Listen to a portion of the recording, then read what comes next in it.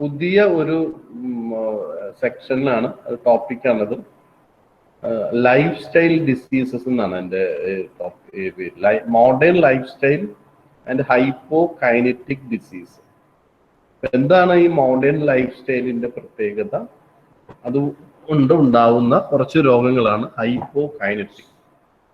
Modern life style എന്ന് പറയുമ്പോൾ നമുക്കറിയാം, മനുഷ്യൻ എന്ന് പറയുന്നത് ഓടിയും ചാടിയും നടന്നൊക്കെ ജീവിക്കാൻ വേണ്ടി സൃഷ്ടിക്കപ്പെട്ടിരിക്കുന്ന ഒരു അനിമലാണ്, അല്ലെങ്കിൽ ഓർഗാനിസമാണ്. അങ്ങനെയാണ് മനുഷ്യൻ ജീവിക്കേണ്ടത്. നമ്മളെ മനുഷ്യന്റെ ഒരു പാസ്റ്റ് ഒക്കെ എടുത്തു നോക്കിയാൽ മനുഷ്യൻ വേട്ടയാടിയും കായ്കളും അല്ലെങ്കിൽ ഫ്രൂട്ട്സ് ഒക്കെ കളക്ട് ചെയ്തൊക്കെയാണ് ജീവിച്ചിരുന്നത്. അങ്ങനെ ജീവിച്ചിരുന്ന മനുഷ്യൻ ഇന്നിപ്പോ മോഡേൺ വേൾഡിൽ അങ്ങനെയല്ല ജീവിക്കുന്നത്. കൂടുതൽ സമയവും ഇരുന്നു കൊണ്ടാണ്. ഇപ്പൊ ഞാനാണെങ്കിലും നിങ്ങളാണെങ്കിലും ഒക്കെ ഇരുന്നു കൊണ്ടാണ് ഭൂരിഭാഗം സമയവും സ്പെൻഡ് ചെയ്യുന്നത്. അതിനൊരു എക്സെപ്ഷൻ എന്ന് പറയുന്നത് ഫിസിക്കൽ ലേബേഴ്സ് മാത്രമാണ്. ബാക്കി എല്ലാവരും തന്നെ ഇരുന്നു കൊണ്ടുള്ള ജോലി ചെയ്യുന്നവരാണ്. അതോടൊപ്പം നമ്മുടെ മോഡേൺ ലൈഫ് സ്റ്റൈലിന്റെ വേറൊരു പ്രത്യേകത എന്ന് പറഞ്ഞാൽ, പണ്ടത്തെ പോലെ ഒരു ന്യൂട്രിയന്റ് ഡെഫിഷ്യൻസി ഒന്നും നമുക്കില്ല. നമ്മൾ പലപ്പോഴും ന്യൂട്രിയന്റ് റിച്ച് ആയിട്ടുള്ള ഫുഡ് ഐറ്റംസ് ആണ് നമ്മൾ കഴിക്കുന്നത്. അപ്പൊ ഈ രണ്ട് ഫാക്ടറും, ലാക്ക് ഓഫ് എക്സർസൈസ് ഉണ്ട്, ഹൈലി റിച്ച് ഫുഡ് കൂടി ചേർന്ന് വരുമ്പോൾ ഉണ്ടാകുന്ന കുറെ പ്രശ്നങ്ങളാണ് മോഡേൺ ലൈഫ് സ്റ്റൈല്. അതുകൊണ്ട് ഉണ്ടാകുന്ന കുറച്ച് രോഗങ്ങളാണ് ഹൈപ്പോ കൈനറ്റിക്. ഹൈപ്പോ എന്ന വാക്കിനർത്ഥം എന്താണ്? ലോ എന്ന മീനിങ്. കൈനറ്റിക് എന്ന വാക്കിനർത്ഥം സ്പീഡ്, അല്ലെങ്കിൽ സ്ലോ സ്പീഡിൽ ജീവിക്കുന്നത് കൊണ്ട് ഉണ്ടാകുന്ന രോഗങ്ങളാണ്. നമ്മൾ ഫാസ്റ്റ് ആയിട്ട് മൂവ് ചെയ്യുകയാണെങ്കിൽ ഫാസ്റ്റ് മൂവിങ്ങോ ഫാസ്റ്റ് മൂവ്മെന്റ് ഒന്നും നമുക്കില്ല. അതുകൊണ്ട് ഉണ്ടാകുന്ന പ്രശ്നങ്ങൾ, diseases which are arising due to the slow movements. ഇതാണ് ബേസിക്കലി ഹൈപ്പോ കൈനറ്റിക് ഡിസീസ് എന്ന വാക്കുകൊണ്ട് മീൻ ചെയ്യുന്നത്. അപ്പോൾ ഇത് മോഡേൺ ലൈഫിന്റെ ഒരു പ്രത്യേകതയാണ്. ഉണ്ടോ? The life style diseases are the way we lead our lives. നമ്മൾ എങ്ങനെയാണോ ജീവിക്കുന്നത് ആ ജീവിത രീതിയുടെ പ്രത്യേകത കൊണ്ടുണ്ടാകുന്ന ചില രോഗങ്ങളാണ് ഈ മോഡേൺ ലൈഫ് സ്റ്റൈൽ ഡിസീസ് എന്ന് പറയുന്നത്. മലയാളത്തിൽ ജീവിത ശൈലി രോഗങ്ങൾ എന്നാണ് പറയുന്നത്. നമ്മുടെ ശൈലിയുടെ, നമ്മുടെ ജീവിതത്തിന്റെ ശൈലി എങ്ങനെയാണോ. അപ്പോ നമ്മൾ ഇതിന്റെ കേസ് ഇപ്പൊ life style disease, the way we lead our lives, ഇതിന് വേറൊരു പേര് കൂടി കൊടുത്തിരിക്കുന്നത്, they are named as a diseases of longevity. Diseases of longevity എന്ന് പറയുന്നത് കൊണ്ട് എന്താ, അതായത് ആയുർദൈർഘ്യം കൂടുമ്പോഴാണ് ഇത്രയും രോഗങ്ങൾ ഉണ്ടാകുന്നത്. ഇന്ത്യക്ക് 1947 ഇന്ത്യയുടെ ഒരു normal life span, average life span എടുത്തിട്ടുണ്ടെങ്കിൽ 32 വയസ്സായിരുന്നു. അന്ന് ഇങ്ങനെ രോഗങ്ങളൊന്നും ഇല്ലായിരുന്നു ആർക്കും. കാരണം 32 വയസ്സെന്ന് പറഞ്ഞാൽ 50-60 വയസ്സിനുള്ളിൽ ഒരുമാതിരിപ്പെട്ടവർക്ക് ചത്തുപോകും. അപ്പൊ വലിയ പ്രോബ്ലം, വലിയ ലൈഫ് സ്റ്റൈൽ ഡിസീസ് വരാനുള്ള ചാൻസ് തന്നെ കുറവാണ്. അതാണ് ഇന്ത്യ സ്വാതന്ത്ര്യം പ്രാപിക്കുന്ന സമയത്തുണ്ടായിരുന്നത്. ഇന്നിപ്പോ എത്ര, ഏകദേശം ഒരു 65 അടുത്താണ് നമ്മുടെ മോഡേൺ ഒരു ഇന്നത്തെ ഇന്ത്യയുടെ ഒരു ആവറേജ് ലൈഫ് സ്പാൻ എടുത്തിട്ടുണ്ടെങ്കിൽ. പലരും അതിലും കൂടുതലൊക്കെ ജീവിക്കുന്നു. നമുക്കറിയാം കേരളത്തിൽ 75, 80, 90 ഒക്കെ ആയിട്ടുള്ള ഒത്തിരി പേര് ജീവിക്കുന്നുണ്ട്. അപ്പോൾ അത് അങ്ങനെ കൂടിയാണ് വരുന്നത്. അങ്ങനെ ലൈഫ് സ്പാൻ കൂടുമ്പോഴാണ് ഇത്തരം രോഗങ്ങൾ കൂടുതലായിട്ട് റിപ്പോർട്ട് ചെയ്യപ്പെടുന്നത്. അതാണ് ഡിസീസസ് ഓഫ് ലോഞ്ചിവിറ്റി എന്നാണ് പറയുന്നത്. Diseases of longevity. രണ്ടാമത്തെ പേര് കൊടുത്ത് diseases of civilisation. Diseases of civilisation എന്ന് പറയുന്നത് എന്തുകൊണ്ടാണ്? നമ്മുടെ സാംസ്കാരികമായിട്ട് നമ്മൾ മുന്നോട്ട് പോകുമ്പോഴോ നാഗരികത മുന്നോട്ട് പോകുമ്പോൾ ഉണ്ടാവുന്ന ഒരു രോഗമാണ്. കാരണം ഞാൻ നേരത്തെ പറഞ്ഞു, നമ്മുടെ ആദ്യ കാലങ്ങളിൽ നമ്മൾ കഷ്ടപ്പെട്ട് ഈ കൃഷി ചെയ്തോ അല്ലെങ്കിൽ മറ്റുള്ള രീതികളൊക്കെയാണ് നമ്മൾ ജീവിച്ചുകൊണ്ടിരുന്നത്. ഇന്ന് അതിൽ നിന്നെല്ലാം മാറി മനുഷ്യൻ കൂടുതലും എളുപ്പത്തിൽ ജോലി ചെയ്യാൻ പറ്റുന്ന രീതിയിലാണ് നമ്മൾ ചെയ്യുന്നത്. ഇപ്പൊ കമ്പ്യൂട്ടറൊക്കെ വന്നതിൽ പിന്നെ നമുക്ക് അങ്ങനെ അധികം ഒന്നും ജോലി, ഉദാഹരണമായിട്ടും ഇന്ന് രാവിലെ ഞാൻ ഇരുന്നിട്ട് കുറെ കാര്യങ്ങൾ ചെയ്യേണ്ടിയിരുന്നു. ഞാൻ ഇലക്ട്രിസിറ്റി ബില്ല് അടച്ചു, അതുപോലെ LIC പേയ്മെന്റ് നടത്തി, ബാങ്കിന്റെ ലോൺ അടച്ചു. ഇതെല്ലാം ഞാൻ ഏകദേശം ഒരു മണിക്കൂറിനുകൊണ്ട് ഈ എല്ലാ പരിപാടിയും ഞാൻ ഈ കമ്പ്യൂട്ടറിൽ ഇരുന്നോളൊക്കെ ചെയ്തു. നേരത്തെ ഞാൻ ഈ ജോലി ചെയ്യണമായിരുന്നെങ്കിൽ ഞാനും ഇത് എൻ്റെ ഒരു 15 വർഷം മുമ്പ്, അല്ലെങ്കിൽ 10 വർഷം മുമ്പ്, 15ലോട്ടൊന്നും പോകണ്ട, ഞാൻ ഈ ജോലി ചെയ്തിരുന്ന ഒരു ദിവസം ഇലക്ട്രിസിറ്റിയുടെ ഓഫീസിൽ പോകും, ഒരു ദിവസം വാട്ടറിന്റെ അടുത്ത് പോകും, ഒരു ദിവസം LICയുടെ അടുത്ത് പോകും, ഒരു ദിവസം ചിലപ്പോൾ 1-2 ദിവസം ബാങ്കിന്റെ അടുത്ത് പോകും. ഏതാണ്ട് 5 ദിവസം അല്ലെങ്കിൽ 3 ദിവസമെങ്കിലും മിനിമം എടുക്കും ഒരു ജോലി 2 ദിവസം ചെയ്തെങ്കിൽ പോലും. കൊണ്ടാണ് ഞാൻ ഈ ജോലി ചെയ്തിരുന്നത്. അങ്ങനെ ജോലി ചെയ്തിരുന്ന ഞാൻ ഇന്ന് ഇതെല്ലാം 5 ദിവസം എടുക്കുന്നില്ല, വെറും 1/2-3/4 മണിക്കൂർ കൊണ്ട് പരിപാടിയൊക്കെ ഞാൻ ചെയ്തു. കാരണം കമ്പ്യൂട്ടർ കൊണ്ടാകുന്നത്. അപ്പൊ എനിക്ക് എന്ത് സംഭവിച്ചു? 5 ദിവസം എനിക്ക് കിട്ടിയിരുന്ന എക്സർസൈസ് പോയി. അതോടൊപ്പം എനിക്ക് എന്താണ് എക്സർസൈസ് നമ്മൾക്ക് കിട്ടുന്ന കായികമായ ആ ഒരു എന്താണ് എക്സർസൈസ് അങ്ങ് നഷ്ടപ്പെട്ടു പോവുകയാണ്. ഇതാണ് മോഡേൺ ലൈഫ് സ്റ്റൈലിന്റെ ഒരു പ്രത്യേകത. നമ്മൾ സിവിലൈസേഷൻ മുന്നോട്ട് പോകുമ്പോഴും പല കാര്യങ്ങളിലും മനുഷ്യൻ വളരെ വളരെ എന്താ പറയാ എക്സർസൈസ് കുറഞ്ഞ മനുഷ്യനായിട്ടാണ് പോകുന്നത്. പക്ഷെ നമ്മുടെ ബോഡിക്ക് ഇത് മനസ്സിലാകും, നമ്മുടെ ബ്രെയിൻ ഓക്കെയാണ്, പക്ഷെ നമ്മുടെ ബോഡിയും ബോഡിയുടെ മെറ്റബോളിസം ഒന്നും ഇതൊന്നും അക്സെപ്റ്റ് ചെയ്യുന്നില്ല. അതാണ് നമ്മൾ ഈ ലൈഫ് സ്റ്റൈൽ ഡിസീസിന്റെ രൂപത്തിലായിട്ട് വരുന്നത്. ഒരു നിശ്ചിത ഇപ്പൊ നിങ്ങൾ ചെറുപ്പമാണ്, ഇപ്പൊ നിങ്ങളിപ്പോ എന്ത് കഴിച്ചാലും നിങ്ങളുടെ ബോഡി അതിന് മെറ്റബോളൈസ് ചെയ്തോളും, വലിയ പ്രശ്നങ്ങളൊന്നുമില്ല. ഒരു കുറച്ചും കൂടി ഒന്ന് ഏജ് ഒന്ന് കഴിഞ്ഞു നോക്കട്ടെ നിങ്ങൾ. അത് കഴിഞ്ഞ് നിങ്ങൾ എന്തെങ്കിലും കഴിച്ചിട്ടുണ്ടെങ്കിൽ നിങ്ങളുടെ ശരീരത്തിൽ എവിടെയെങ്കിലും വീർത്തു വരും. അത് ഒരു സംശയമില്ലാത്ത കാര്യമാണ്. ഇത്തിരി വല്ലതും കൂടുതൽ കഴിച്ചാൽ മതി, അപ്പൊ തടി വെച്ച് വരും. കാരണം ഇന്നത്തെ ഒരു ജീവിത രീതി, പ്രത്യേകിച്ച് നിങ്ങൾ കോളേജ് ഒക്കെ കഴിഞ്ഞ് ഇപ്പൊ ഈ കൊറോണ ആയപ്പോ തന്നെ നിങ്ങളിൽ പലർക്കും ചിലപ്പോൾ വണ്ണം വെച്ചിട്ടുണ്ടാവും. കാരണം എന്താ, അധികം അധ്വാനങ്ങളിൽ ബസ്സിലൊക്കെ ഇടിച്ചു കയറി ഈ കണ്ണി കണ്ടവരൊക്കെ ചവിട്ടുന്ന ഒഴിക്കെ കൊണ്ടാണ് ഒരുമാതിരി കോളേജിൽ എത്തിക്കൊണ്ടിരുന്നത്. അപ്പോൾ അവിടെ ഒരു എക്സർസൈസ് കിട്ടുന്നുണ്ടായിരുന്നു. എത്ര നേരം ബസ്സിന്റെ മേലിൽ കാത്തു നിൽക്കണം, എത്ര ബസ്സിന്റെ പുറകെ ഓടണം, എങ്കിലല്ലേ നിങ്ങൾക്കൊന്ന് കോളേജിൽ എത്തിച്ചേരാൻ പറ്റും, തിരിച്ചു പോകാനൊക്കെ പറ്റും. ഇത് കംപ്ലീറ്റ് ആയിട്ട് നിങ്ങൾക്ക് നഷ്ടപ്പെട്ടു. അപ്പൊ സ്വാഭാവികമായും നിങ്ങളുടെ ബോഡി അത് എക്സ്പ്രസ് ചെയ്യും. അത് പലപ്പോഴും നമ്മുടെ വെയിറ്റ് ഗെയിൻ ആയിട്ടാണ് വരുന്നത്. നമ്മുടെ ശരീരം ഒന്ന് വണ്ണം വെക്കും. അപ്പൊ നമ്മുടെ ലാക്ക് ഓഫ് എക്സർസൈസ് കൊണ്ടുള്ള പ്രശ്നങ്ങൾ ഇവിടെയൊക്കെയാണ്. Life style diseases are the result of ill relationship of people with their environment. മൂന്നാമത്തെ പോയിന്റ് നോക്കുക, നമ്മുടെ മനുഷ്യനും നമ്മുടെ പ്രകൃതിയും തമ്മിലുള്ള ഒരു ശരിയായിട്ടല്ല, ഒരു മോശം അല്ലെങ്കിൽ തെറ്റായിട്ടുള്ള ഒരു ബന്ധം. പ്രകൃതിയുടെ ഒരു സൃഷ്ടിയാണ് മനുഷ്യൻ എന്ന് പറയുന്നത്. അപ്പൊ പ്രകൃതിയുമായിട്ട് ചേർന്ന് പ്രകൃതിയുമായിട്ട് അല്ലെങ്കിൽ പ്രകൃതിയിൽ ആയിട്ടാണ് പോകേണ്ടത് നമ്മൾ. അപ്പൊ ആ ഒരു രീതിയിൽ ജീവിക്കേണ്ട മനുഷ്യൻ അതിന് വിപരീതമായിട്ടുള്ള ഒരു ജീവിത രീതി, പ്രകൃതിയോട് അധികം ഇടപഴകുന്നില്ല, പ്രകൃതിയിൽ നിന്ന് കംപ്ലീറ്റ്ലി ഡിറ്റാച്ച്ഡ് ആയിട്ട് നമ്മൾ പോവുകയാണെങ്കിൽ ഇത്തരം രോഗങ്ങൾ ഉണ്ടാകും. അപ്പൊ ലൈഫ് സ്റ്റൈൽ ഡിസീസിന്റെ എല്ലാം പ്രശ്നങ്ങൾ മനുഷ്യൻ എങ്ങനെയാണോ ജീവിക്കേണ്ടതിരുന്നത് അതിൽ നിന്ന് വ്യത്യസ്തമായിട്ട് മനുഷ്യൻ ജീവിക്കാൻ ശ്രമിക്കുമ്പോഴാണ് ഇത്തരം രോഗങ്ങൾ കൂടുതൽ വരുന്നത്. പ്രത്യേകിച്ച് ഇന്ത്യ പോലുള്ള നാടുകളിലാണ് ഇത് കൂടുതലായിട്ട് വരുന്നത്. അടുത്തത് നോക്കിയ WHO ഒരു വാർണിംഗ് ആണ്. It has warned that 270 million people are susceptible to falling victims to disease linked to unhealthy lifestyle. ഏതാണ്ട് 270 മില്യൺ 2700 ലക്ഷം എന്ന് വേണമെങ്കിൽ പറയാം 27 കോടി ജനങ്ങൾ. അത്രയും അധികം ആളുകൾ ഈ നമ്മുടെ ഈ ജീവിത ശൈലി രോഗങ്ങൾ അല്ലെങ്കിൽ ലൈഫ് സ്റ്റൈൽ ഡിസീസസിന്റെ പ്രോൺ ആയിട്ടുള്ള വ്യക്തികളാണ്. ഇതിൽ കൂടുതൽ പേരും വരുന്നത് എവിടെന്നാ നോക്കുക, China, India, Pakistan and Indonesia. ഈ രാജ്യങ്ങളൊക്കെ ഈ അടുത്ത കാലത്ത് ഡെവലപ്പ് ചെയ്തുകൊണ്ടിരിക്കുന്ന രാജ്യങ്ങളാണ്. പണ്ടത്തെ ഇന്ത്യ അല്ല ഇന്നത്തെ ഇന്ത്യ. ഇന്ത്യയിൽ ഒരുപാട് പേര് ഇപ്പോഴും ദാരിദ്ര്യത്തിൽ ജീവിക്കുന്നവരുണ്ട്. പക്ഷെ വലിയൊരു ശതമാനം ഇന്ത്യക്കാരും വലിയ കഷ്ടപ്പാടില്ലാതെയാണ് ജീവിക്കുന്നത്. അപ്പൊ അങ്ങനെയുള്ള ഒരു ഇന്ത്യയിലാണ് നമ്മൾ ജീവിക്കുന്നത്. അതുപോലെ തന്നെയാണ് ഇന്തോനേഷ്യയുടെയും പാകിസ്ഥാന്റെയും ചൈനയുടെയും ഒക്കെ അവസ്ഥ. അവിടെയൊക്കെ സമ്പന്നത വർദ്ധിച്ചിട്ടുണ്ട്. സമ്പന്നത വർദ്ധിക്കുമ്പോൾ സ്വാഭാവികമായും ഫുഡ് അവൈലബിലിറ്റിയും ലാക്ക് ഓഫ് എക്സർസൈസും ഒക്കെ കുറയുന്നുണ്ട്. കാരണം പല ജോലിയും പണ്ട് സ്വന്തം വീട്ടിൽ, ഇപ്പൊ നിങ്ങൾ തന്നെ ചെറിയൊരു ജോലിയൊക്കെ ആണെങ്കിൽ നിങ്ങൾ തന്നെ വീട്ടിലെ ജോലിയൊക്കെ നിങ്ങൾ തന്നെ എടുക്കും. കുറച്ച് നല്ല കൊള്ളാവുന്ന കുറച്ച് ശമ്പളമുള്ള ജോലിയൊക്കെ ആണെങ്കിൽ ഉടനെ വീട്ടിലൊരു വേലക്കാരെങ്കിലും കണ്ടെത്തും. പിന്നെ അവരെ കൊണ്ട് കുറെ ജോലി എടുക്കും. അവർക്ക് മാസം ഒരു 10-15 രൂപ കൊടുത്തു കഴിഞ്ഞാൽ കാര്യം നടക്കും.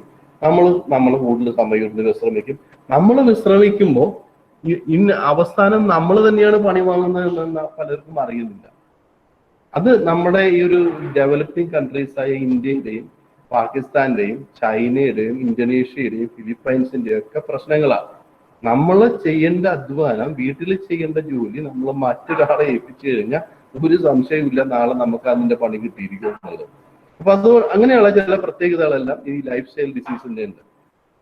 ഇനി നോക്കുക, in a little over a decade from now, chronic disease like diabetes, hypertension, cancer, AIDS would have account for 65% of death in India compared to 53 in 2000. ഇപ്പോൾ മേജർ രോഗങ്ങൾ നോക്കുക, അതായത് ഓരോ വർഷവും കൂടിക്കൂടിയാണ് വരുന്നത്. 2005 53% പേരായിരുന്നു ഈ ഡയബറ്റീസും ഹൈപ്പർ ടെൻഷനും ക്യാൻസറും എയ്ഡ്സും ഒക്കെ വന്ന് മരിച്ചുകൊണ്ടിരുന്നത്. അതിന്റെ നമ്പർ കുറച്ചും കഴിഞ്ഞപ്പോഴേക്ക് പിന്നെയും കൂടി. അടുത്ത കാലത്ത് അത് 65% അതിന് മേലെയുമായി. 2020 നോക്കിയേ, chronic diseases are expected to claim 7.63 million lives ആണ്. അത് നേരത്തെ 1990 3.78 മില്യൺ ആയിരുന്നു. അതായത് ഒരു 10-20 വർഷം 10-30 വർഷം കൊണ്ട് ഇത്തരം രോഗങ്ങൾ കൊണ്ട് മരിക്കുന്ന ആളുകളുടെ എണ്ണം നിങ്ങൾ തന്നെ ഒന്ന് നോക്കുക. നിങ്ങളുടെ ഇമ്മീഡിയറ്റ് റിലേറ്റീവ്സ് ഒക്കെ എങ്ങനെയാണ് മരിച്ചത് നോക്കുക. ഇതിപ്പോ കൊറോണ എന്ന് പറയുന്ന ഒരു ഇത് വൈറസ് വന്ന കാരണം കുറെ പേര് ആ രീതിയിൽ മരിക്കുന്ന കുറച്ച് പേരുണ്ട്. പക്ഷെ അല്ലെങ്കിൽ നമ്മുടെ ആളുകൾ എങ്ങനെയാണ് മരിക്കുന്നത്? ഒന്നുകിൽ ക്യാൻസർ വന്ന് വിചാരിക്കും, അല്ലെങ്കിൽ സ്ട്രോക്ക് വന്ന് മരിക്കും, അല്ലെങ്കിൽ ഹാർട്ട് അറ്റാക്ക് വന്ന് മരിക്കും. ഇങ്ങനെയുള്ള രോഗങ്ങൾ മൂലമാണ് ഭൂരിഭാഗം പേരും മരിക്കുന്നത്. ഇതിനെയെല്ലാം നമ്മൾ ലൈഫ് സ്റ്റൈൽ ഡിസീസിന്റെ കാറ്റഗറിയിലാണ് നമ്മൾ പെടുത്തിയിരിക്കുന്നത്. അപ്പൊ അതാണ് ഇവരുടെ ഈ കണക്കും കൊണ്ട് സൂചിപ്പിക്കുന്നത്. India that is already home to largest number of diabetes patient is projected to have 30 million diabetics by 2020. Diabetes patient ഏറ്റവും അധികം ഉള്ള രാജ്യങ്ങളിൽ ഒന്നാണ് ഇന്ത്യ. ഈ ഡയബറ്റിക് പേഷ്യൻസിന്റെ എണ്ണം, അപ്പൊ ഇതിപ്പോ പ്രത്യേകിച്ച് ഇവർ കണക്കൊന്നും പറയേണ്ട കാര്യമില്ല. നിങ്ങളുടെ എല്ലാ വീടുകളിലും ഡയബറ്റീസ് പേഷ്യന്റ് ഉള്ള ഒരാളെങ്കിലും ഉണ്ടായിരിക്കും മിനിമം. മിക്കവാറും എന്ന് വെച്ചാൽ കേരളത്തിന്റെ പോപ്പുലേഷനിൽ മിനിമം ഒട്ടുമിക്ക ഫാമിലിയിലും 1-2 ആളുകളിലും ഡയബറ്റിക് ആയിട്ടുള്ളവരുണ്ടാവും.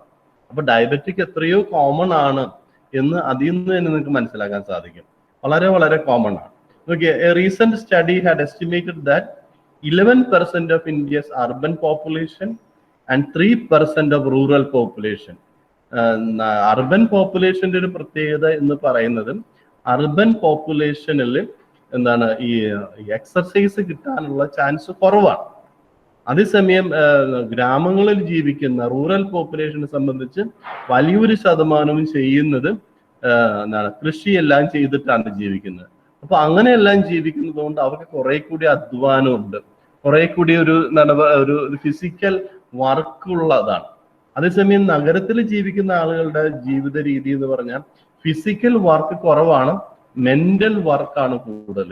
ബ്രെയിൻ ഉപയോഗിച്ച് ഒരു കമ്പ്യൂട്ടറിന്റെ ഒക്കെ സഹായത്തോടെ ചെയ്യുന്ന ജോലികളാണ് ഭൂരിഭാഗം ചെയ്യുന്നത്.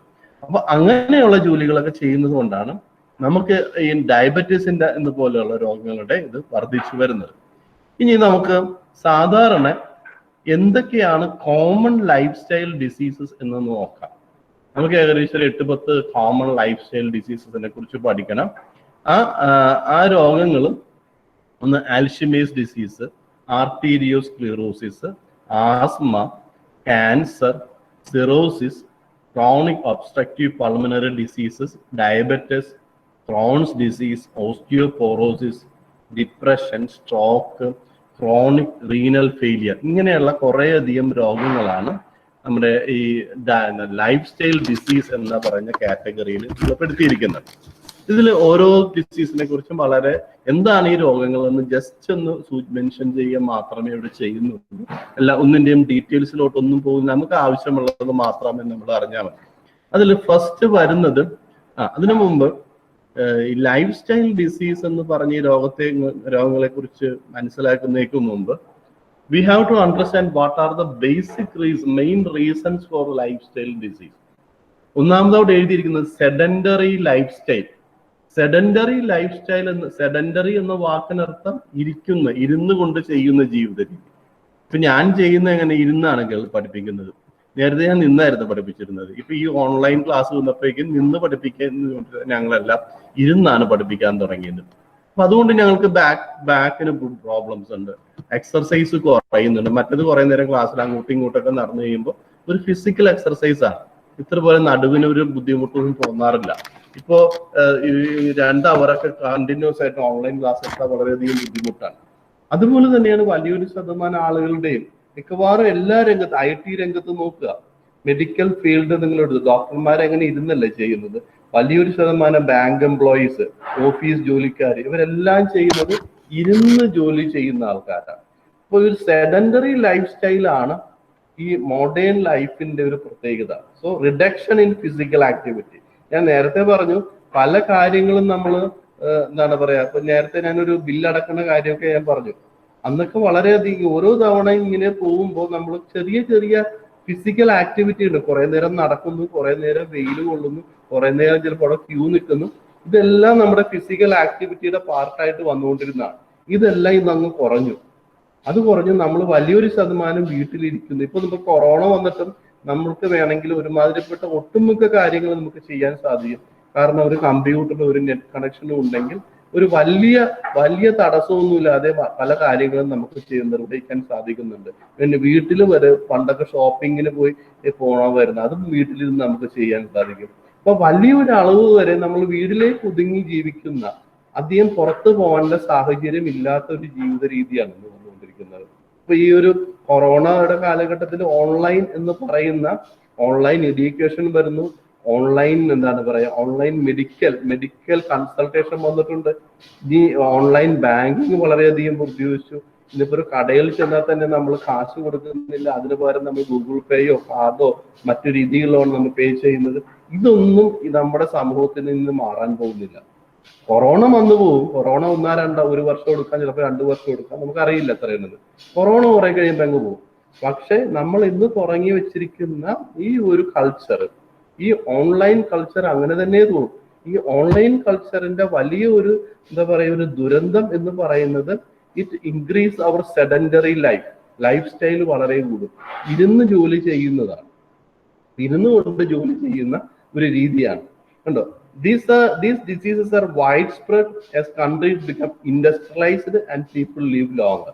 2 പ്രശ്നങ്ങളുണ്ട്. നേരത്തെ ചത്തുപോയ വലിയ പ്രശ്നങ്ങളൊന്നുമില്ല. ഈ ഡയബറ്റീസും ഹാർട്ട് അറ്റാക്കും പ്രോബ്ലം പ്രഷറും ഒന്നും അധികം വരാറില്ല.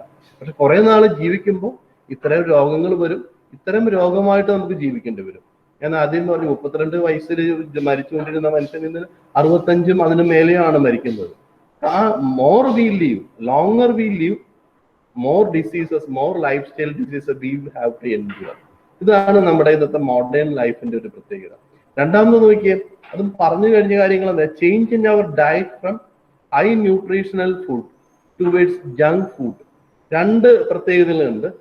ആദ്യകാലങ്ങളിലൊക്കെ ഇപ്പോ മര്യാദക്കുള്ള ഭക്ഷണമൊന്നും കിട്ടാത്ത ഒരു അവസ്ഥ ഉണ്ടായിരുന്നു. ഇന്നിപ്പോ കേരളത്തില് തീരെ പട്ടിണി കിടക്കുന്ന അധികം വളരെ ചെറിയ 1% പോലും ആളുകളുണ്ടെന്ന് എനിക്ക് തോന്നുന്നില്ല. അപ്പൊ പണ്ട് അങ്ങനെ ആയിരുന്നില്ല. ഇന്ന് മാത്രമല്ല, ഇന്ന് മിക്കവാറും എല്ലാ വീടുകളിലും ആവശ്യത്തിനുള്ള ഫുഡ് കിട്ടുന്നുണ്ട്. അതുപോലെ തന്നെ നമ്മൾ കഴിക്കുന്ന ഭക്ഷണത്തിന്റെ ന്യൂട്രിയൻസിന്റെ അളവ് അത് വളരെ കൂടുതലാണ്. നിങ്ങൾ പ്രത്യേകിച്ച് നോക്കി ചിക്കൻ, നിങ്ങൾ കഴിക്കുന്ന ഭക്ഷണങ്ങളൊക്കെ ഒന്ന് പരിശോധിക്കുക. ചിക്കൻ ധാരാളം നിങ്ങൾ കഴിക്കുന്നുണ്ടാവും. അതുപോലെ തന്നെ കേക്ക് ഐറ്റംസ് ധാരാളം നിങ്ങൾ കഴിക്കുന്നുണ്ടാവും.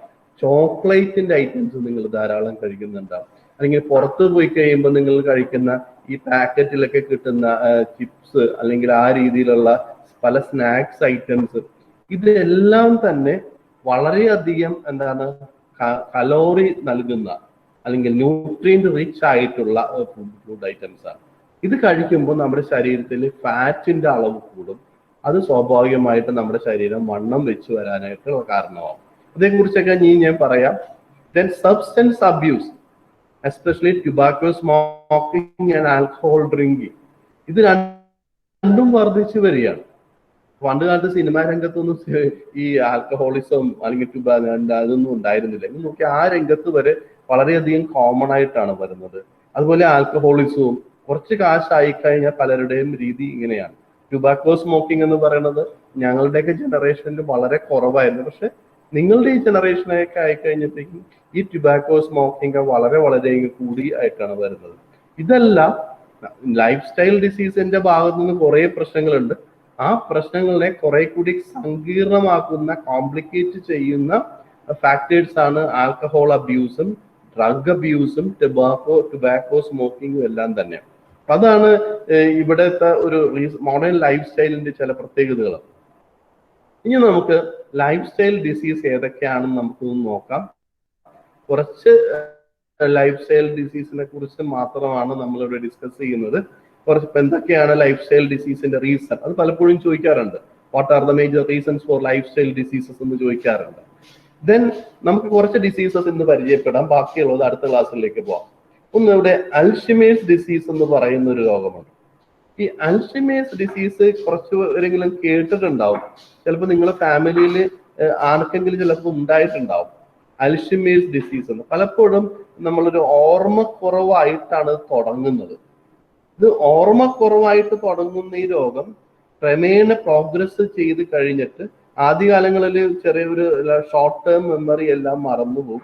അടുത്ത കാലങ്ങളിൽ സംഭവിച്ച കാര്യങ്ങളെല്ലാം മറന്നുപോകും. ഇപ്പൊ എൻ്റെ ഒരു കസിന്റെ ഇതുണ്ട്. കസിൻ കല്യാണം കഴിച്ചും ഒരു പെൺകുട്ടിയെ കല്യാണം കഴിച്ചു. അപ്പൊ അവരുടെ മാത്രമേ ഉള്ളൂ. പിന്നെ ഒരു അമ്മൂമ്മയുണ്ട്. അമ്മൂമ്മക്ക് ഈ പ്രോബ്ലം ഉണ്ട്. അമ്മൂമ്മ ഇടക്ക് ഈ കസിന്റെ ഭാര്യയോട് ചോദിക്കും, നീ എന്തിനാണ് ഇവിടെ വന്നിരിക്കണം, നീ എന്തിനാ എപ്പോഴും അവന്റെ മുറിയിലോട്ട് കയറി പോകണം, നിനക്ക് നിന്റെ വീട്ടിൽ പോയിക്കൂടെ എന്ന രീതിയിലുള്ള. അതായത് ഈ കസിന്റെ മോൻ കല്യാണം കഴിച്ച കാര്യമൊന്നും ഇവർക്കറിയില്ല. ഇവർ നോക്കിയപ്പോ കസിന്റെ മകന്റെ മുറിയിലേക്ക് ഒരു പെണ്ണ് കയറി പോകുന്നു. ഇത് പലതവണ ഇവർ കയറി കഴിഞ്ഞപ്പോഴേക്ക് ഇവർ സ്ഥിരം പറയുന്ന ഒരു ഡയലോഗാണ് ഈ പെൺകൊച്ചിനോട്. അപ്പൊ അങ്ങനെയുള്ളതായിരിക്കും തുടക്കത്തിൽ വരുന്നത്. പിന്നെ കുറച്ചും കൂടി കഴിഞ്ഞ് കഴിയുമ്പോഴേക്കും ഇവർക്ക് ഈ അൽഷിമേഴ്സ് വന്നവർക്ക് ദൈനംദിന കാര്യങ്ങൾ, ഇപ്പൊ ഭക്ഷണം കഴിക്കാനൊന്നും അവർക്ക് സ്വയം പറ്റാത്ത അവസ്ഥയിലേക്ക് വരും. അതുപോലെ കുളിപ്പിക്കാനും ബാത്റൂമിൽ പോകാനും ഒക്കെ എല്ലാത്തിനും പരസഹായം ആവശ്യമായിട്ട് വരും. അതാണ് നെക്സ്റ്റ് സ്റ്റേജ്. കുറച്ചും കൂടി കഴിയുമ്പോൾ ബോഡി പിന്നെയും ഡീജനറേറ്റ് ചെയ്ത് പോകും. ഡീജനറേറ്റ് ചെയ്ത് കഴിഞ്ഞിട്ട് അതായത് ബോഡിക്ക് തന്നെ നടക്കാൻ പറ്റാത്ത അവസ്ഥ വരുന്ന, ബോഡിക്ക് പിന്നെ ബ്രീത്ത് ചെയ്യാൻ ഡിഫിക്കൽറ്റി വരിക, അങ്ങനെ എല്ലാ കാര്യങ്ങളും പതുക്കെ പതുക്കെ ബോഡി പണി മുടക്കുന്ന ഒരു അവസ്ഥയിലോട്ട് വരും. അവസാനം ഒരു ഡെത്തിലേക്ക് കലാശിക്കും. ഇവിടെ നിങ്ങൾ പിക്ചർ നോക്കിയാൽ അറിയാം, ഒരു നോർമൽ ഹെൽത്തി ബ്രെയിൻ ഇങ്ങനെയാണ് ഇരിക്കുന്നത്. ഒരാൾക്ക് അൽഷിമേഴ്സ് വന്നു കഴിയുമ്പോൾ അയാളുടെ ബ്രെയിന് സംഭവിക്കുന്ന മാറ്റമാണ് ഇവിടെ. ബ്രെയിൻ അങ്ങ് ചുളുങ്ങി പോകുന്നത് കാണാൻ പറ്റും. ആ ഒരു രീതിയിലാണിത്. ബ്രെയിനിൽ ഉണ്ടാകുന്ന ചില പ്രോബ്ലംസ്. എന്തുകൊണ്ടാണ് ഇത്തരം പ്രോബ്ലംസ് ഉണ്ടാകുന്നത്? അതിന് കൃത്യമായ ഉത്തരവൊന്നും ആർക്കില്ല. Nobody knows. മെഡിക്കൽ സയൻസിന് കൃത്യമായിട്ട് മനസ്സിലായിട്ടില്ല.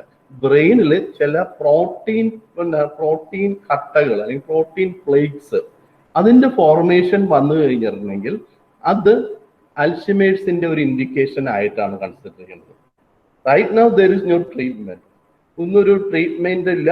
പക്ഷെ ബ്രെയിൻ സെൽസിന് വരുന്ന ഒരു ഡീജനറേഷൻ, ബ്രെയിൻ സെൽസിന് ഉണ്ടാവുന്ന ഒരു ഡീജനറേഷൻ ആണ് ഈ അൽഷിമേഴ്സ് ഡിസീസിന്റെ രൂപത്തിൽ വരുന്നത്. ഏകദേശം സിമിലർ ആയിട്ടുള്ള വേറൊരു രോഗം കൂടിയുണ്ട്, പാർക്കിൻസൺ ഡിസീസ്. പാർക്കിൻസൺ ഡിസീസിന്റെ കേസിൽ കൈയെല്ലാം ഇങ്ങനെ വിറച്ചുകൊണ്ടിരിക്കും. അതാണ് പാർക്കിൻസൺ ഡിസീസ് എന്ന് പറയുന്നത്. ഈ രണ്ട് രോഗങ്ങളും കൃത്യമായ ഒരു ട്രീറ്റ്മെന്റും ഇല്ല. എന്താണ് ഇതിന്റെ കോസ് എന്ന് ചോദിച്ചാൽ അത് പറയാൻ പാടില്ല. പക്ഷെ ഇവിടെ ഒന്ന് രണ്ട് കാര്യങ്ങൾ നമുക്ക് നോക്കി അറിയാം. There is no treatment, but good nutrition may slow the progress of this lifestyle, which lasts about 7 years in most people would have it. അതായത് സാധാരണഗതിയിൽ ഒരു അൽഷിമേഴ്സ് ഡിസീസ് വന്നാൽ ഒരു 7, ചിലവർ 10 വർഷമൊക്കെ വരെ അവർ ജീവിക്കുള്ളൂ. അത് കഴിഞ്ഞാൽ അതിനുള്ളിൽ അവർ മരിച്ചു പോകുന്ന ഒരവസ്ഥയാണ്. പക്ഷേ നല്ല ന്യൂട്രീഷൻ, നല്ല ഫുഡ്, നല്ല ശരിയായിട്ടുള്ള സമീകൃതമായിട്ടുള്ള ഫുഡ് ഐറ്റംസ്, ധാരാളം ഫ്രൂട്ട്സ്, ഇതൊക്കെ നമ്മൾ കഴിക്കുകയാണെങ്കിൽ ഇങ്ങനെയുള്ളവരുടെ ലൈഫ് സ്പാൻ കുറച്ച് നമുക്ക് നീട്ടിക്കൊണ്ടു പോകാൻ സാധിക്കും. ഒരിക്കലും ഒരാൾക്ക് അത് കംപ്ലീറ്റ് ആയിട്ട് ക്യൂർ ചെയ്യാനുള്ള ഒരു ചാൻസ് ഇല്ല. അപ്പൊ അത് പക്ഷെ നമുക്ക് അവരുടെ ആ ഒരു ജനറൽ ഹെൽത്ത്, ആ അൽഷിമേഴ്സ് ഡിസീസ് പ്രോഗ്രസ് ചെയ്യുന്നതിന്റെ റേറ്റ് നമുക്ക് വളരെയധികം സ്ലോ ഡൗൺ ചെയ്യാനായിട്ട് സാധിക്കും. അപ്പോൾ ഈ മോഡേൺ ലൈഫ് സ്റ്റൈലിന്റെ വലിയ പ്രോബ്ലംസിൽ ഒന്ന്, ഇപ്പൊ ഈ ഇത്തരം രോഗങ്ങൾ വരാനുള്ള പല കാരണങ്ങളുണ്ട്. പ്രത്യേകിച്ച് ഒബീസിറ്റി ഒക്കെ ഉള്ളവർക്ക് ഇത്തരം രോഗങ്ങൾ വരാനുള്ള പോസിബിലിറ്റി കൂടുതലായിട്ടാണ് കാണപ്പെടുന്നത്. അപ്പോൾ അതുകൊണ്ട് അമിതമായ വണ്ണം, അമിതമായ ലാക്ക് ഓഫ് എക്സർസൈസ്, ഇതൊക്കെ ഇത്തരം രോഗങ്ങൾ വരാനുള്ള ഒരു ചാൻസ് വർദ്ധിപ്പിക്കുകയാണ്. അടുത്ത ഒരു രോഗത്തെ കുറിച്ച് നമ്മൾക്ക് എടുത്താൽ ആർട്ടീരിയോസ്ക്ലീറോസിസ് എന്നാണ് പറയുന്നത്. ആർട്ടീരിയോസ്ക്ലീറോസിസ്. ഇവിടെ നോക്കിയേ, അത് നിങ്ങൾ സാധാരണ ഒരു നോർമൽ ആർട്ടറി ഇങ്ങനെയാണ് ഇരിക്കുന്നത്, ഉണ്ടോ? ഇതാണ് ഒരു നോർമൽ ആർട്ടറി. ഈ നോർമൽ ആർട്ടറിക്കകത്ത് ഫാറ്റ് വന്ന് ഡിപ്പോസിറ്റ് ചെയ്യുമ്പോൾ അത് എന്ത് സംഭവിക്കുന്നു എന്നുള്ളതാണ് എടുത്തിരിക്കുന്നത്. ധാരാളം ഫാറ്റ് പാർട്ടിക്കിൾസ് ഇങ്ങനെ വന്ന് അടിഞ്ഞു കൂടിക്കഴിഞ്ഞാൽ എന്ത് സംഭവിക്കും? ഇതിന്റെ ഈ ഒരു ദ്വാരം അല്ലെങ്കിൽ ഈ ഒരു ഹോള്, ആ ഹോളിന്റെ വലിപ്പം അങ്ങോട്ട് ചെറുതായി പോകും. ഒരുപാട് ഫാറ്റ് വന്നു കഴിഞ്ഞിട്ടുണ്ടെങ്കിൽ ഈ ഒരു ഹോളിനെ ഈ ഒരു കംപ്ലീറ്റ് ആയിട്ട് അത് അടച്ചു കളയും, ബ്ലോക്ക് ചെയ്ത് കളയും. ഇത്തരം അവസ്ഥകളാണ് ആർട്ടീരിയോസ്ക്ലിറോസിസ് എന്ന് പറയുന്നത്. ബേസിക്കലി ആർട്ടീരിയോസ്ക്ലിറോസിസിലും the walls of the fat will be depositing on the inner side of the arterial walls. നമ്മുടെ ബ്ലഡ് വെസൽസിന്റെ അകത്തുള്ള ഭിത്തികളിൽ ഫാറ്റ് പാർട്ടിക്കിൾസ് വന്ന് അടിഞ്ഞു കൂടുന്നു. അങ്ങനെ അടിഞ്ഞു കൂടി കഴിയുമ്പോഴാണ് ഈ ആർട്ടറിയുടെ ആ ദൂരം അത് ചെറുതായി പോകും, ചിലപ്പോൾ അടഞ്ഞു പോകും. രണ്ടാമത് ആർട്ടറി കുറച്ചും കൂടി, അത് നോർമലി ഒരു എലാസ്റ്റിക് ആണ്, ഒരു സൈക്കിൾ ട്യൂബ് പോലെയാണ്, അല്ലെങ്കിൽ ഒരു റബ്ബറിന്റെ ട്യൂബ് പോലെയാണ്. ഇതിൽ കൂടി വെള്ളത്തിൽ ബെൻഡ് ചെയ്തും എക്സ്പാൻഡ് ചെയ്തൊക്കെ കൊടുത്തോളും. പക്ഷെ ഇങ്ങനെ ഒരു സിറ്റുവേഷൻ ഫാറ്റ് ധാരാളമായിട്ട് വന്നിട്ടുണ്ടെങ്കിൽ അതിന്റെ എലാസ്റ്റിക് നേച്ചർ നശിഞ്ഞു പോകും. അപ്പൊ അത് കുറെ കൂടി ഹാർഡ് ആവും അല്ലെങ്കിൽ സ്റ്റിഫ് ആവും. ഈ ഒരു അവസ്ഥയെയാണ് നമ്മൾ ആർട്ടീരിയോസ്ക്ലിറോസിസ്. ക്ലിറോസിസ് എന്ന വാക്കിനർത്ഥം ഹാർഡനിങ് എന്നാണ്, ഹാർഡനിങ് ഓഫ് ആർട്ടറീസ് എന്നാണ് പറയുന്നത്. അപ്പൊ ഇതാണ് പലപ്പോഴും ഈ അമിതമായിട്ട് കൊളസ്ട്രോൾ അല്ലെങ്കിൽ അമിതമായിട്ട് ഫാറ്റ് നമ്മുടെ ശരീരത്തിൽ ചെന്നാലുള്ള ഒരു പ്രോബ്ലം. ഈ കൊളസ്ട്രോളോ അല്ലെങ്കിൽ ഫാറ്റ് ആർട്ടറീസിൽ അടിഞ്ഞുകൂടും, ആർട്ടറീസിനെ ബ്ലോക്ക് ചെയ്യും. ആർട്ടറീസിനെ ബ്ലോക്ക് ചെയ്ത് കഴിഞ്ഞാൽ ഇപ്പോൾ ഹാർട്ടിലോട്ട് ബ്ലഡ് കിട്ടിയില്ലെങ്കിൽ ഹാർട്ട് അറ്റാക്കിന്റെ രൂപത്തിൽ വരും. ഏത് ബ്രെയിനിലോട്ടാണ് അത് ബ്ലഡ് സപ്ലൈ കിട്ടാതെ എങ്കിൽ ബ്രെയിനിന്റെ ഭാഗത്ത് സ്ട്രോക്ക് എന്ന് പറഞ്ഞ രോഗം ഉണ്ടാവും. അപ്പൊ പല രോഗങ്ങളുടെയും ഒരു തുടക്കം, ഒരു ബിഗിനിങ് സ്റ്റേജ് ആണ് പലപ്പോഴും ആർട്ടീരിയോസ്ക്ലിറോസിസ് എന്ന് പറയുന്നത്. അപ്പൊ ആർട്ടീരിയോസ്ക്ലിറോസിസ് വന്നു കഴിഞ്ഞാൽ അതൊരു രോഗം എന്ന് പറയുന്നില്ല, അതൊരു സ്റ്റാർട്ടിങ് ആണ്, ഒരു ഇൻഡിക്കേഷൻ ആണ്. നമുക്ക് ബ്ലഡ് പ്രഷർ എന്ന് പറഞ്ഞാൽ അത് ബ്ലഡ് പ്രഷർ ഒരു നോർമൽ ലെവലിലാണെങ്കിൽ വലിയ പ്രോബ്ലം ഇല്ല. പക്ഷെ ഒരു ലെവല് വിട്ട് മേലോട്ട് പോയി കഴിയുമ്പോഴേക്കും അത് ഓരോരോ ഓർഗനെയും അത് പതുക്കെ എഫക്ട് ചെയ്തുകൊണ്ടിരിക്കും. അതാണ് ആർട്ടീരിയോസ്ക്ലിറോസിസിന്റെ കേസിൽ. So Nokia major cos of heart disease, നമ്മുടെ നാട്ടിലെ ഹാർട്ട് ഡിസീസിന്റെ അല്ലെങ്കിൽ ഹാർട്ട് ഡിസോർഡേഴ്സിന്റെ അല്ലെങ്കിൽ എല്ലാവിധ സർക്കുലേറ്ററി ഡിസോർഡേഴ്സിന്റെയും ഒരു പ്രധാനപ്പെട്ട കാരണം ആർട്ടീരിയോസ്ക്ലിറോസിസ് ആണ്. എങ്ങനെയാണ് ആർട്ടീരിയോസ്ക്ലിറോസിസ് ഉണ്ടാവുന്നത്? By the deposition of the fat. Fat deposition എപ്പോഴാണ് കൂടുന്നത്? When our intake of fat or intake of food increases. നമ്മുടെ ഫാറ്റ് ഇൻടേക്ക് കൂടുമ്പോഴാണ് ഈ ആർട്ടീരിയ. ഇപ്പൊ നിങ്ങൾ നമ്മൾ മോഡേൺ നോക്കുക, ചിക്കൻ നോക്കുക, കേക്ക് ധാരാളമായിട്ട് കഴിക്കുന്നവര്, അതിലെല്ലാം ഫാറ്റ് ആണ് അടങ്ങിയിരിക്കുന്നത്. ധാരാളം ഫാറ്റ് ഫുഡ് നമ്മൾ കഴിക്കുകയാണെങ്കിൽ അത് നമ്മുടെ ശരീരത്തിൽ ഫാറ്റ് ഡിപ്പോസിഷനും കൊളസ്ട്രോൾ ഡിപ്പോസിഷന്റെയും അളവ് കൂട്ടും. ഒരു സാധാരണ ഒരു 35 വയസ്സ് കഴിയുമ്പോൾ തന്നെ ഇത്തരം പ്രോബ്ലംസിന്റെ ഒരു സ്റ്റാർട്ടിങ് അങ്ങ് തുടങ്ങും. ഓരോ വർഷം കഴിയുന്തോറും അതിന്റെ ഇന്റൻസിറ്റി പതുക്കെ കൂടി വരുന്നതായിട്ട് നമുക്ക് കാണാൻ പറ്റും. ഒരു നല്ല രീതിയിൽ നമുക്ക് വലിയ മരുന്നുകളൊന്നും ഇല്ലാതെ ഇന്നത്തെ ലൈഫിൽ പോകാൻ സാധിക്കുന്നത് ഒരു 35-40 വരെ ഉള്ളൂ. അത് കഴിയുമ്പോൾ നമുക്ക് ഏതെങ്കിലും രീതിയിലെ രോഗങ്ങൾ സ്റ്റാർട്ട് ചെയ്ത് തുടങ്ങും മിക്കവാറും എല്ലാവരുടെയും. പിന്നെ വളരെയധികം നമ്മൾ ശ്രദ്ധിച്ചില്ലെങ്കിൽ, ഇപ്പൊ പണ്ടത്തെ പോലെ അല്ല മനുഷ്യർ. ഇപ്പൊ പണ്ടൊരു 32 വയസ്സിൽ അല്ലെങ്കിൽ 50 വയസ്സിനോട് ചത്തുപോയിരുന്ന മനുഷ്യർ ഇപ്പൊ 80 വയസ്സിലും 90 വയസ്സിലും 100 വയസ്സിലും അടുത്താണ് ചാവുന്നത്. എന്ന് വെച്ചാൽ ഒരു 50 വയസ്സിൽക്കാരൻ പിന്നെയും ഏകദേശം ഒരു 40-50 വയസ്സ് വരെ ജീവിക്കുന്നുണ്ട്. നിങ്ങളൊക്കെ ആകുമ്പോൾ ചിലപ്പോൾ കുറെ കൂടി ജീവിക്കും, കാരണം ഓരോ ജനറേഷൻ അനുസരിച്ച് കൂടിയാ വരുന്നത്. എന്ന് വെച്ച് കഴിഞ്ഞാൽ നമ്മൾ ഒരു 50 വയസ്സ് വരെ എങ്ങനെയാണോ ജീവിച്ചത് അതിലും നല്ല രീതിയിൽ നമുക്ക് ജീവിക്കാൻ നമുക്ക് ശ്രമിച്ചാൽ മാത്രമേ വലിയ കുഴപ്പമൊന്നും ഇല്ലാതെ ജീവിക്കാൻ പറ്റുള്ളൂ. അതല്ലെങ്കിലും എന്താണ് പറയുന്നത്, നമ്മൾക്ക് വീട്ടുകാർക്കും ഒക്കെ ഒരു ഭാരമായിട്ട് നമ്മൾ ജീവിച്ചു കഴിഞ്ഞിട്ടുണ്ടെങ്കിൽ വലിയ ബുദ്ധിമുട്ടാണ് ജീവിതം എന്ന് പറയുന്നത്. അതേസമയം വലിയ അവനവന്റെ കാലിൽ നടക്കാനുള്ള ആരോഗ്യം ഉണ്ടെങ്കിൽ 100 വയസ്സ് വരെ ജീവിച്ചാൽ ആരും നിങ്ങൾക്ക് കുറ്റം പറയത്തില്ല. മറ്റുള്ളവരെ കഷ്ടപ്പെടുത്തിയാണ് നിങ്ങൾ ജീവിക്കുന്നതെങ്കിൽ വലിയ ബുദ്ധിമുട്ടാണ്. എപ്പോഴാണ് ഈ തള്ള ചാവണെന്നും പറഞ്ഞായിരിക്കും പല കുടുംബങ്ങളിലും മരുമക്കളൊക്കെ ഇരിക്കുന്നത്. അപ്പൊ അങ്ങനെ ഒരു അവസ്ഥ നമ്മൾ ഉണ്ടാക്കരുത്.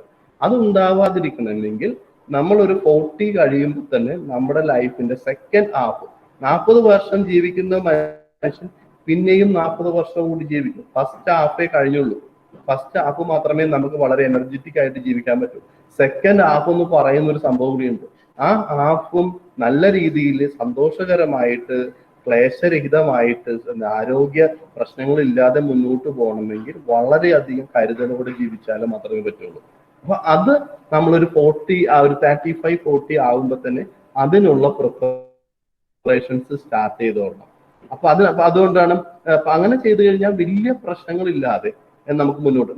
Arteriosclerosis usually occurs when aging. It is linked to overweight, high blood pressure, diabetes. ഈ 3 കാര്യങ്ങളുമാണ് ആർട്ടീരിയോസ്ക്ലീറോസിസ് എന്ന് പറയുന്ന സംഭവം ഉണ്ടാക്കുന്നത്. ഹൈ ബ്ലഡ് പ്രഷർ ഉണ്ടാക്കുന്നു.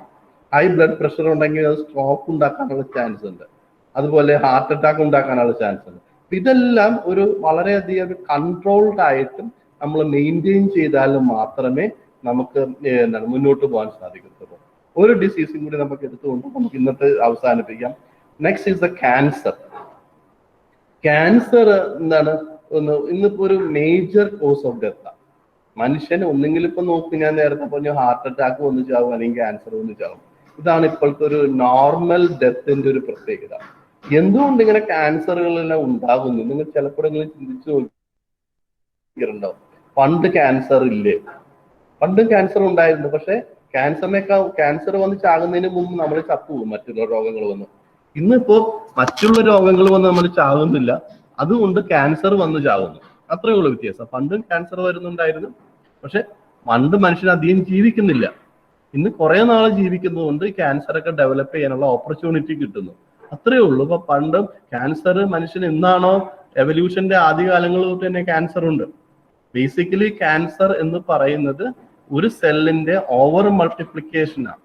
നോർമലി എല്ലാ സെൽസും ഒരു നിശ്ചിത തവണ മൾട്ടിപ്ലൈ ചെയ്ത് കഴിഞ്ഞിട്ട് അത് പിന്നെ it will stop multiply. Cancer സെല്ലിന് എന്ത് സംഭവിക്കുന്നു? ആ stoppage of multiplication of the cell after certain times അത് ഇല്ലാതായി. ആ ഒരു സ്റ്റോപ്പ് സിഗ്നൽ അങ്ങ് നഷ്ടപ്പെട്ടു പോവുകയാണ്. അതായത് cancer cells will keep on multiply. അത് കണ്ടിന്യൂസ് ആയിട്ട് മൾട്ടിപ്ലൈ. അതുകൊണ്ടാണ് എവിടെയാണോ ക്യാൻസർ വന്നിരിക്കുന്നത് ആ ഒരു ഭാഗം വീർത്ത് വരുന്നത് കാരണം അതാ. കാരണം അവിടെയുള്ള സെൽസ് ഓവർ മൾട്ടിപ്ലൈ ചെയ്യുന്നത്. അതിന് ഓവർ മൾട്ടിപ്ലിക്കേഷൻ ഓഫ് സെൽസ് ആണ് വിത്തൗട്ട് എ സ്റ്റോപ്പേജ്. അതാണ് ബേസിക്കലി ക്യാൻസർ എന്ന് പറയുന്നത്. ഇത് നമ്മുടെ ജീൻസിൽ സംഭവിക്കുന്ന ചില മാറ്റങ്ങൾ കൊണ്ടാണ് സംഭവിക്കുന്നത്. നമ്മുടെ ജീൻസിൽ അല്ലെങ്കിൽ DNA ഉണ്ടാകുന്ന ചില ചേഞ്ചസ് ആണ് ഈ ക്യാൻസർ സെൽസ് ആയിട്ട് വരാനുള്ള കാരണം. നോർമലി എല്ലാവരിലും ക്യാൻസർ ഉണ്ടാവുന്നുണ്ട്, പക്ഷെ ക്യാൻസറൽ സെൽസ് ഫോം ചെയ്യുന്നുണ്ട്. പക്ഷെ നമ്മുടെ ഇമ്മ്യൂൺ സിസ്റ്റത്തിന് ഈ ഒരു സെല്ല് ക്യാൻസറൽ സെൽസ് ആയിട്ട് മാറിയിട്ടുണ്ടെങ്കിൽ ഇമ്മീഡിയറ്റ്ലി അതിനെ ഐഡന്റിഫൈ ചെയ്ത് അതിനെ നശിപ്പിച്ച് കളയാനുള്ള കപ്പാസിറ്റി ഉണ്ട്. ഈ ഒരു കപ്പാസിറ്റിക്ക് ഈ ഒരു കപ്പാസിറ്റി വീക്കെൻഡ് ആവുമ്പോഴാണ് ഏതെങ്കിലും ഒരു പാർട്ടിൽ ക്യാൻസർ സെൽസ് ഡെവലപ്പ് ചെയ്യുന്നത്, അതിന് അവിടെ എസ്റ്റാബ്ലിഷ് ചെയ്യാൻ പറ്റുന്നത്. നോർമലി ഒരു സ്ട്രോങ്ങർ ഇമ്മ്യൂണിറ്റി ഉള്ള ഒരു ആളുടെ ശരീരത്തിൽ ഇത്തരം ക്യാൻസർ സെൽസ് ഡെവലപ്പ് ചെയ്യാനുള്ള സാധ്യത വളരെ കുറവാണ്.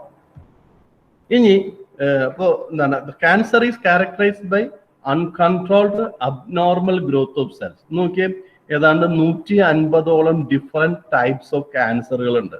ഇന്നിപ്പോ നോക്കിയാൽ ബ്രസ്റ്റ് ക്യാൻസർ, അതുപോലെ പ്രോസ്റ്റേറ്റ് ക്യാൻസർ, അതുപോലെ ഇൻഡസ്റ്റൈനിനെ എഫക്ട് ചെയ്യുന്ന ക്യാൻസറുകൾ, ഇതൊക്കെയാണ് മേജർ ആയിട്ടുള്ള ക്യാൻസറുകളായിട്ട് വരുന്നത്. നമ്മൾ വലിയൊരു ശതമാനം ആളുകളെ നോക്കിയാൽ ഇത്തരം ക്യാൻസറുകളൊക്കെ പല ഫാമിലികളിലും ഒരു റിസ്ക് ഫാക്ടറാണ്. അപ്പോൾ അത്തരം കേസുകളിൽ നമ്മൾ ഒരുപാട് കാര്യങ്ങൾ ശ്രദ്ധിക്കണം. നമ്മുടെ ഇപ്പോൾ പ്രത്യേകിച്ച് നിങ്ങളുടെ ഫാമിലിയിൽ ആരെങ്കിലും ഒരു ക്യാൻസർ വന്നിട്ടുണ്ടെങ്കിൽ നിങ്ങൾക്കും അതേ ക്യാൻസർ കൂടി വരാനുള്ള ആ ജീൻസ് നിങ്ങളിൽ ഉണ്ടല്ലോ.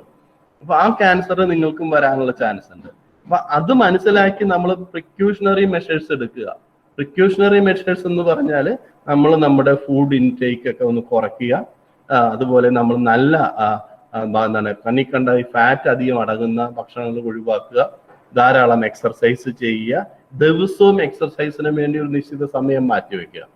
അപ്പൊ അങ്ങനെ ഒരു ശീലം നമുക്കുണ്ടെങ്കിൽ തന്നെ വലിയ അളവിലുള്ള രോഗങ്ങൾ വരുന്നതിൽ നിന്ന് നമുക്ക് ഒരു മോചനം നമുക്കുണ്ട്. ഞാൻ നേരത്തെ പറഞ്ഞു, ജീവിക്കുമ്പോൾ ആരോഗ്യത്തോടെ ജീവിക്കുക. ആരോഗ്യത്തോട് ജീവിച്ചു കഴിഞ്ഞാൽ വലിയ ബുദ്ധിമുട്ടില്ല. എല്ലാവർക്കും നമ്മുടെ സ്വീകാര്യനായിരിക്കും അല്ലെങ്കിൽ സ്വീകാര്യതയായിരിക്കും. പക്ഷെ നമ്മളൊരു ഒരു ബാധ്യതയായിട്ട് മറ്റുള്ളവർക്ക് വേണ്ടി ജീവിച്ചു കഴിഞ്ഞിട്ടുണ്ടെങ്കിൽ നിങ്ങൾ എപ്പോഴാണ് ചാകുന്നത് എന്ന് ഓർത്ത് മറ്റുള്ളവർ കാത്തിരിക്കുന്ന ഒരു സിറ്റുവേഷൻ ഉണ്ടാക്കരുത്. ബാക്കിയുള്ള രോഗങ്ങളെ കുറിച്ച് നമുക്ക് അടുത്ത ക്ലാസ്സിൽ നമുക്ക് ഡിസ്കസ് ചെയ്യാം.